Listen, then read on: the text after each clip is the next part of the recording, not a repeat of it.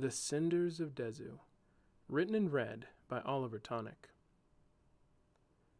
A tyrant king, a missing girl, and a journey through a perilous world. Join me for this completed sci-fi fantasy novel read as an audio series. Enjoy the story from here on, or binge from the beginning with the first episode. The episodes are now available on YouTube and Spotify as a podcast. Like and subscribe if you enjoy. My audiobooks are totally free. If you'd like to donate to support my writing, though, check out my Patreon in the description. And now, back to the tale. Chapter 12. The View from the Ashes. So, let me get this straight, said Julian.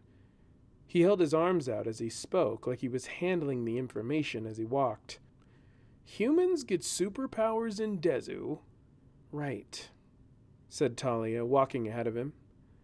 And the king was going to burn us alive. Yes. He was going to burn us alive because of our superpowers. Pretty much. But he was going to burn us alive for our superpowers with his superpowers? Please keep your voice down, said Talia. They were walking on a flat path they had found in the forest. Next to them on their right stood rows and rows of perfectly round boulders in between the trees. So that means the king is human. Julian's face was plastered with confusion. Right. And a total nut job? Shh. But he murders all humans, right? Or people from Earth, or whatever they call us here, said Cairo. Vincarsi. And yeah, they are usually known to come from Earth. So if someone has delinium faculties, they are from Earth, or human, generally, she said in a low tone. But how does he hate his own kind? You really need to be quiet, said Talia. Why? Said Cairo, speaking lower now. Does he have eyes and ears everywhere or something? No, Talia said, pointing to the stones to her right. It's because those aren't rocks. Cairo stopped and looked at the one a few feet from him. It was perfectly still, not even a sign of breathing. Julian, still behind Cairo as he worked out the new information, ran into him. Come on! Talia hissed, no longer in her previously low voice. Julian gave Cairo an exaggerated, continuous push on his back while Cairo's eyes stayed on the boulders. Once Cairo had started walking again, Julian lightly jogged up to Talia, who was in front. I wouldn't yell if you weren't walking so fast, he whined as he caught up. So why is the king an Earth racist? Is that right? Or an Earth race traitor? Earth race... Talia's eyebrows furrowed and her face changed, but she was just far enough ahead for the boys not to see. Why does anyone hate a whole race of people? There's no point in figuring out that kind of brain rot. Do you know what happens to things with rot? Julian frowned. What happens to... probably... Things that have rot get buried and fertilize the ground for the rest of us. That way, at least something good can come from them. People with brain rot are just the same. Julian found his mouth slightly open, but wordless. He looked back at Cairo. Cairo pressed his lips together. They walked in awkward silence for a while. Finally, Cairo jogged past Julian so he could take the reins of the conversation. In my experience, people usually have some kind of source for their hate, some kind of reason. No reason is ultimately a good reason to hate a race of people, but, people usually point to something. Talia pursed her lips, looking straight ahead. Cairo could see the question mulling around in her head. Abuse, she said. Abuse? He asked. Yeah. What kind of abuse? Apparently the king didn't have a great life back on Earth. He was a child when he crossed over. He didn't feel the kind of love he was supposed to feel, not until he met the Nam. They showed him kindness. His whole reign is about repaying it. Cairo raised his brow and nodded. Wow, that's pretty sad. Talia scowled as she turned to him. Then she raised an eyebrow. Yeah? Well, you want to know how I got here?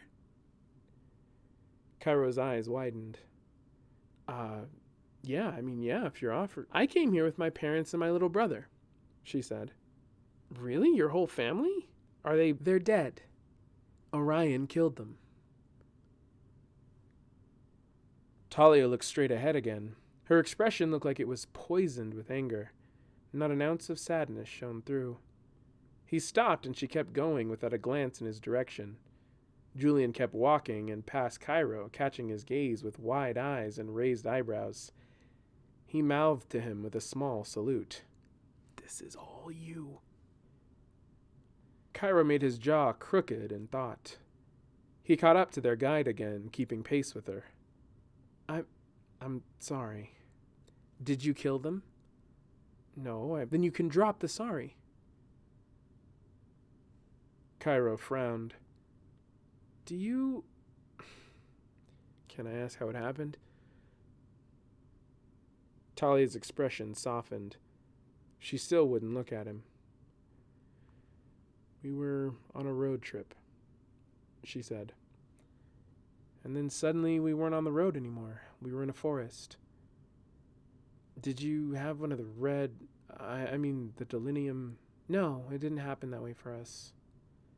Sometimes the walls between universes are thin, and sometimes they make little holes that someone can enter accidentally. Harper says that's what happens sometimes to people who are reported missing on Earth. It's what happened to us. Whoa, Julian whispered. We kind of just made a life here.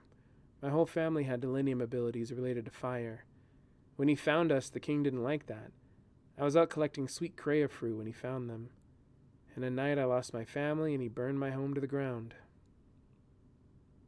Wow, said Cairo. His hands were in his pockets. I'm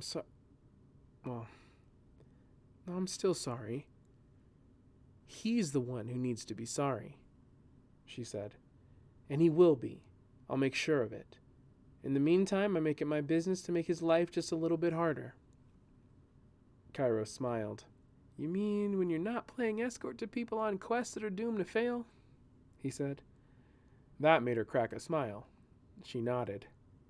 So why hesitate to come with us? He said. We're going where the king lives. Why not march up to the door and give him what for? Because I'm not an idiot, she said. He's just as much a master as he is a monster. Like any great king, he has powerful forces lined up and ready to die for him. But even if you're up against just him alone, you'd need an army in your back pocket.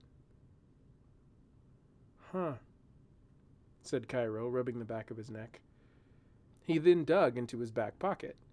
He pulled out his fist and held it out before her, revealing his empty palm. That's right, I left mine at home.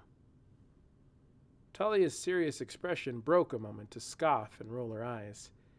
It tried to harden up again, but it was softer now. When I finally get a chance to put him down, she said, I'll make sure it's on my terms. How are you going to pull that off? Asked Julian. She looked back at him. He was looking at his toes when he asked the question. Talia didn't answer until her lack of response made him look up. She looked him in the eyes. If I knew, I promise you, he'd be dead already. She looked back ahead and they walked in silence for a while. How old were you? Cairo asked. Talia said. When you lost your family, how old were you? About 10, I think. Cairo looked at her. How did you manage surviving on your own? I didn't, she said. I had a lot of help. Julian snapped his fingers. Harper? Yeah, and his wife, Harbor. No way. Harper and Harbor? Said Julian. I know, Talia said with a smile. They were made for each other. He's always too much in his head, and she's the one to pull him out of it." "Where is she?" Cairo asked. "Oh, she's all over, just like him. And he's nowhere at all, just like her. She probably built your cabin." "The one he set us up with?" Cairo said. "She builds all of them. She's how they can make so many homes for Earth refugees in so many hidden spots. It'd probably be nearly impossible without her. She's a powerful telekinetic." "She builds houses with her mind?" said Cairo. "And the outhouses and the indoor plumbing and others, the water pumps, the brush clearing." "Indoor plumbing?" mumbled Julian. "How did we not meet her?" said Cairo. "I thought we were in their house when Harper kidnapped us," said Julian. "Rescued us," he said, rolling his head back to his friend. "She was probably in the other room on her cot," she said. "Cot?" said Cairo. "She can't walk or move much at all, really, at least in the natural way. The king made sure of that." "Sheesh," said Julian. Even from behind him and to the side, Julian could see worry wash over Cairo's face. He'd had Raina for a while now. He couldn't imagine what he could have done. Julian gripped his shoulders and gave him a double squeeze. "It'll be all right, man."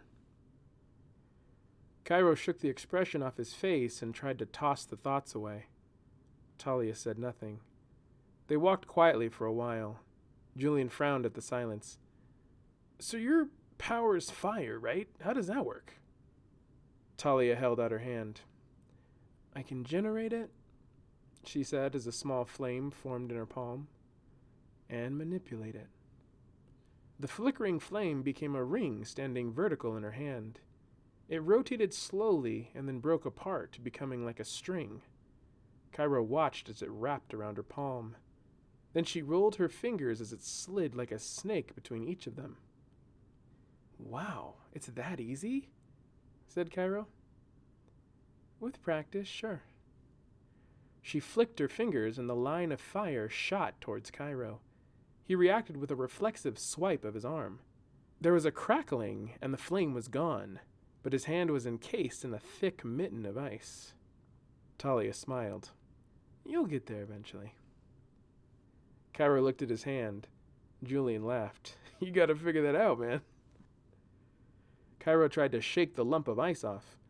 "He will," Talia said. "It doesn't take long after manifestation. It'll be second nature soon, like you've been this way your whole life."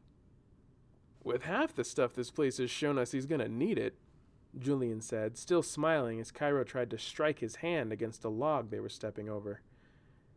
"Well, at least we have you," said Cairo. "You already saved us both and killed that assassin or whatever he was. We'll be all right." "Psh, I know," Julian said. "That was crazy. That Fierce guy? I can't believe he got eaten. I've never seen someone die before." Talia scoffed.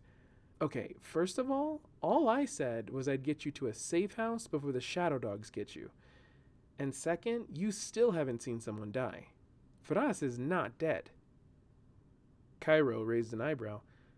Firas? He's not?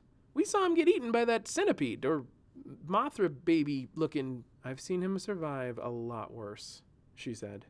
"He might be a blowhard, but the Nom don't call him the Great for nothing."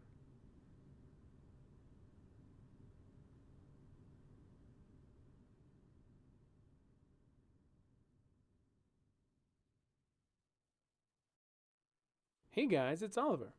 Thanks so much for listening. Don't forget to like and subscribe if you want to hear more. Give me your thoughts in the comments if you're watching on YouTube. And check my channel to make sure you're caught up on the latest episode. I'll have regular episodes up until all chapters of this story are fully released, so stay tuned.